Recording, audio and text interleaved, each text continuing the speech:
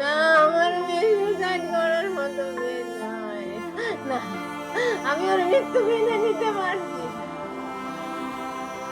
শেষ ফোনটা করেছিলেন মাকে, ফোনে বলেছিলেন সব ঠিক আছে, কিন্তু রবিবারের সকালটা ঠিক হলো না দুর্গাপুরের দিয়া মণ্ডলের।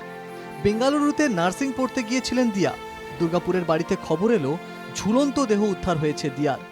আমি তো দেখুন আমি বাইরে থাকি, আমি এখান থেকে আসলাম কাল রাত্রিবেলা, এসে গল্প করে চলে গেলাম। এবারে আবার ওদের বাড়ি ছোটো মেয়ের সঙ্গে দেখালো, ও যে আমি রথফথ বানাবো, সেই কথাবার্তা হলো, একটু হাসি মজা হলো।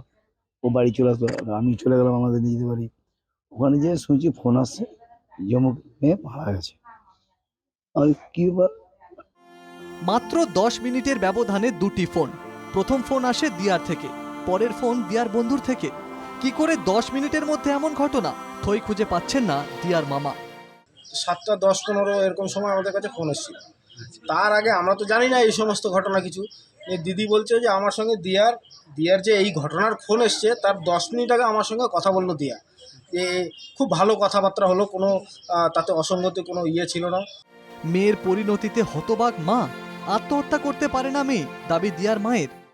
আমি ফোন করেছি 10 মিনিট আগেও আমার মেয়ে আমার সঙ্গে কথা বললো গতকাল।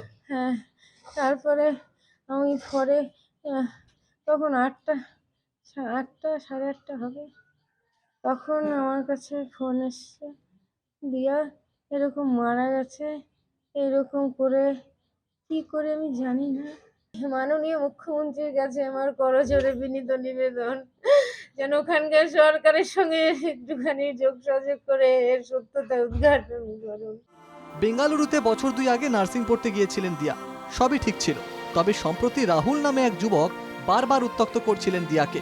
সেই কথা বাড়িতেও জানিয়েছিলেন, কিন্তু বিস্তারিত কেউই কিছু জানেন না, দাবি মৃত ছাত্রীর পরিবারের।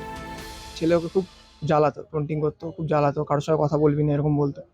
তো আমরা এটার কোনো কিছু ধোঁয়াশার মধ্যে রয়েছে, তো আমরা এটা সঠিক তদন্ত যাতে হয়। সন্দেহ করাই যায় ও যখন ওকে ডিস্টার্ব করতো, তাহলে এটা তো সন্দেহের কারণ হতে পারে।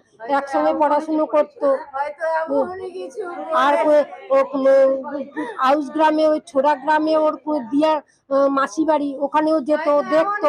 পরিবারের দাবি যে ওইখানেই একটি রাহুল নামে একজন ছেলের বিরুদ্ধে অভিযোগ করছে তার পরিবার, যে তাকে বারংবার ডিস্টার্ব করা হতো। তার পরিপ্রেক্ষিতেই কি এই ঘটনা?